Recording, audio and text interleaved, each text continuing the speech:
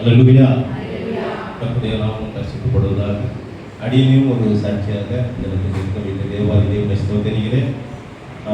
நான் அதிகமாக இல்லை சாட்சியை சொன்னதே இல்லை. சரியா ஒரு புது வருடம் ஆனவர்கள் மட்டும்தான் ஒரு நாள் சாட்சி சொல்லியிருக்கேன். ஏன்னா சாட்சி நிறைய அற்புத அடையாளங்கள் என் வாழ்க்கையில் நடந்திருக்கிறது. ஆனால் நான் சாட்சி சொன்னதில்லை.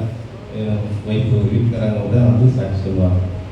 இப்பொழுது நான் எதுக்கு சாட்சி சொல்கிறேன்னா, எனக்கு ஒரு அற்புதம் இந்த வாரத்தில் நடந்திருக்கு. அதனால நான் சாட்சி சொல்கிறேன். அதாவது நான் பேக்கரியில் வேலை பார்க்குறேன். கிட்டத்தட்ட 1989 இந்த தொழிலை நான் பார்க்குறேன். 36 வருஷமாக பார்த்துட்டு இருக்கேன்.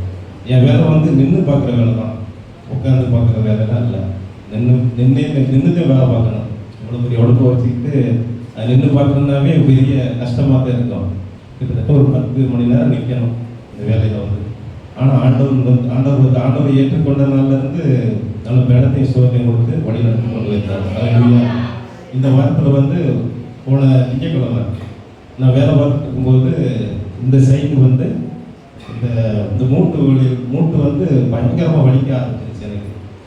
எனக்கு வலிக்க ஆரம்பிக்கவும் திடீர்னு இந்த மாதிரி வலிக்குது, எப்பொழுதுமே வலிக்காது. சரி, வயசாகிடுச்சு, அதனால் நின்றே வேலை பார்த்துட்டு இருக்கனால இந்த வலி வந்திருக்கு அப்படின்ட்டு நான் வீட்டில் எனக்கு இந்த மாதிரி வலிக்குதுமா, எனக்கு ஏதாவது ஆயில்மெண்ட் போட்டு விடுமான்னு சொன்னேன். பையன் நான் எனக்கு காலே வலிக்கிட்டு இருக்கு, எனக்கு ஒரு தேய்க்கிறதுக்கு ஆள் இல்லை, தேய்ச்சி விட முடியாது போய் அப்படி என்னடா பண்ணுறது அப்படின்ட்டு வேலைக்கு போயிட்டு ஒரு 10 மணிக்கு மேலே நைட்டு சரி நம்ம ஆண்டவரோட கேட்போம் அப்படின்ட்டு போய் முட்டி போட்டு ஒரு ஜெபம் பண்ண ஆரம்பிச்சிட்டேன். ஒரு 1 hour ஜெபம் பண்ணிக்கிட்டு இருக்கேன். ஆண்டவரே, ஒவ்வொரு அப்போஸ்தலரின் ஜெபத்தை கேட்டிருக்கிறேன். பொருளுடைய அவர் ஜெபத்தை விண்ணப்பத்தை வேண்டுதலை கேட்டு அவருக்கு ஆசீர்வதித்திருக்கிறார். யாக்கோபு முழுவதும் போராடி ஜெபித்து ஆசீர்வாதத்தை கேட்டு கொண்டிருக்கார். அதே போல அந்த வாக்கு தத்துவங்களெல்லாம் பிடித்து கொண்டு நான் ஜெபித்தேன். அந்த ஜெபிக்கும் போது பரிசுத்த ஆவியானவர் என் மேல் இறங்கினார். ஹல்லேலூயா. பரிசுத்த ஆவியானவர் என்னை ஆசீர்வதித்தவர்களே உன்னை விட்டு போக மாட்டேன் என்று யாக்கோபு ஜெபித்தது போல நானும் உமது பிள்ளை அனுப்பா, உமது பிள்ளை நீ அப்பாவாக இருந்த என்னை குணமாக்கும்படியாக இந்த இடத்துல கை வைத்து ஜெபித்தேன். நான் ஒவ்வொரு வியாதிப்படும் போதெல்லாம் நானே ஜெபம் பண்ணி நான் குணப்பட்டிருக்கேன். ஹல்லேலூயா. ஒரு அற்புதமாக எனக்கு இந்த ஸ்டோன்லாம் உருவாகி இருந்துச்சு. அதெல்லாம் இப்போதான் ஒரு 10 வருஷம் ஆயிடுச்சு. அதுக்கப்புறம் இல்லை, நானே ஜெபம் பண்ணி நானே வெளியேற்றிருக்கிறேன் அந்த ஸ்டோன்லாம். அதே போல் இந்த ஜெபத்தை கேட்டு, அதாவது அந்த மூட்டை அந்த ஜாயின் நல்லா தெரியுது, அந்த ஜாயின்லேருந்து வலிக்குது அப்படின்னு நல்லா தெரியுது. எந்த ஆயில் மட்டுமே போடல, நான் ஜெபம் பண்ணி இயேசுவின் ரத்தத்தால் இப்பொழுதே இந்த வலி நீங்க முடியாத ஜெபிக்கிறேன் என்று 1 மணி நேரம் ஜெபத்திற்கு பின்னாடி அப்படி உடனே ரூபிக்கிட்டார். இப்போ நான் ஜெபித்தேன், அது வலியே நான் போயிடுச்சு அப்படின்னு சொன்னேன். ஹல்லேலூயா.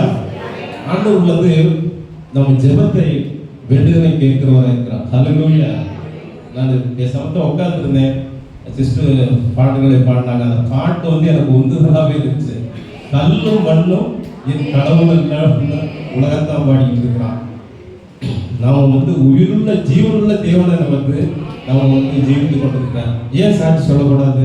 ஆனால் எனக்கு பேசுறதுக்கு வெக்கமாக இருக்கிறனால தான் என் பேசுறதுல இருக்கேன். பாடல்களை பாடுவேன், அவ்வளவுதான். பேசுறதுக்கு வெக்கமாக இருக்கும். நம்ம போய் சாட்சி சொல்லுவோம் அப்படின்னு அந்த ஒருடைய மட்டும் போட்டுப்பா. கல்லும் இருக்கு.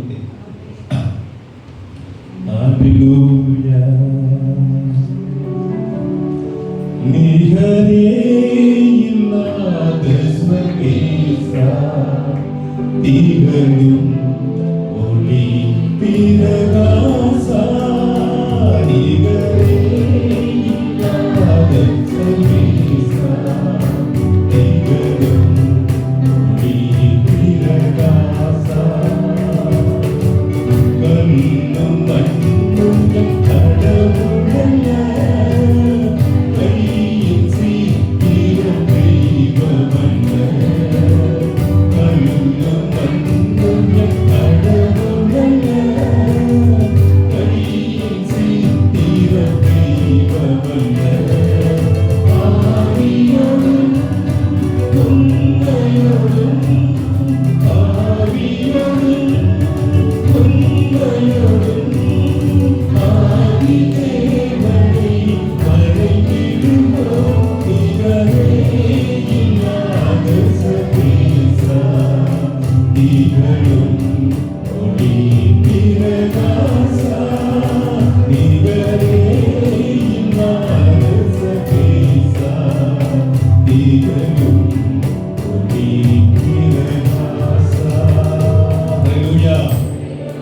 வாழ்வு வந்து என்னை தொட்டது. அதனால தான் உங்களுடைய சாட்சி வந்து உடனே எழுதி கொடுத்தேன். உடனே பாஸ்டர் வந்து சொன்னாங்க. அதனால என் வாழ்க்கையில் வந்து அது நிறைய செய்திருக்கிறார். இந்த வேலை செஞ்சுக்கிட்டு சொற்ப வருமானம் தான், ஆனாலும் தேவையான அனைத்து சந்திச்சுக்கிட்டு இருக்காரு. எல்லாம் படிக்க வச்சுக்கிட்டு இருக்கிறேன். இதெல்லாம் எப்படி நடக்குது இந்த ஒரு குடும்பத்தில் எல்லாம் கேட்பாங்க.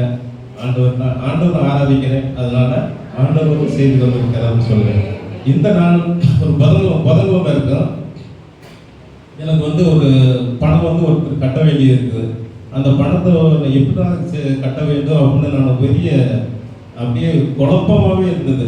ஆனால் ஆண்டவர் வந்து அதுக்கும் ஜெபம் பண்ணிட்டு உட்காந்தேன். காலையில் உட்காந்தேன். காலையில் ஒரு 8 மணி இருக்கும். இதுக்காக ஜெபம் பண்ணுறேன். அதுக்கு ஒரு 1 மணி நேரம் ஜெபம் பண்ணிட்டு இருக்கும்போது, கர்த்தாவே நான் வந்து இந்த வாரத்தில் வந்து அந்த பணத்தை கட்டியாகணும். அதனால எப்படி எனக்கு வரணும்னு தெரியாதா, நீங்கள் தான் எனக்கு வந்து அற்புதம் செஞ்சு கொடுக்க வேணும் அப்படின்னு ஜெபம் பண்ணேன். ஆனால் ஜெபம் பண்ணி முடிச்சேன்னே 8 மணிக்கு ஜெபம் பண்ணி 9 மணிக்கு முடிக்கிறேன். ஆனால் 10 மணிக்கு ஒரு கால் வருது.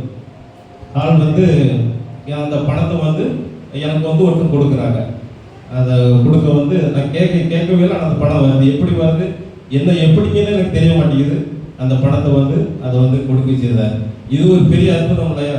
வந்து ஜெபம் தான் நமக்கு மெயின். ஜெபிக்க ஜெயம் வரும்னு இருக்காரு. அல்லேலூயா.